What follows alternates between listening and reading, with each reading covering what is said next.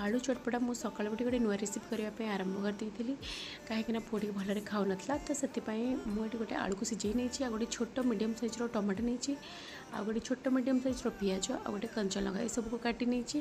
काटी देकी गोटे कड़ई तेल गरम कर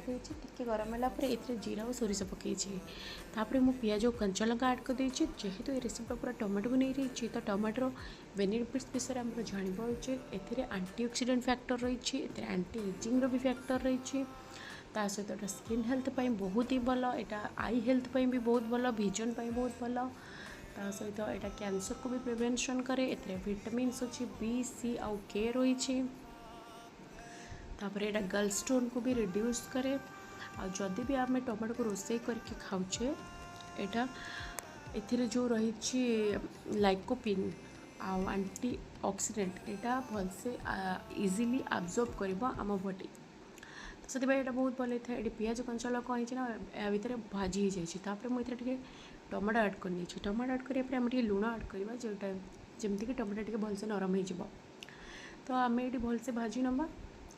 भलसे भाजी गलापर आम ये मसला ऐड करवा मसला मुझे नौ मैगी मसला गोटे छोट चमच फुल नौ आ धनिया गुंड मु नौ गोटे छोट चमच हाफ चमच ये ऐड करके पानी ऐड करनवा पानी टी ऐड कले भलसे मसलाटा कषि हम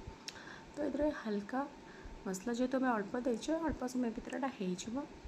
अल्प समय हो आसला आम ये हल्दी गुंड टी ऐड करनवा तापर आम ये ऐड करवा आलू आलू ऐड करने की आम पानी देकी जुकजुकिया टाइप करवा जुकजुकिया टाइप करें कौन हम ना ये सुखला सुखला टाइप भल लगे तो यहाँ आप रुटी परोटा पिठा सहित भी खाईपर सुखला सुखला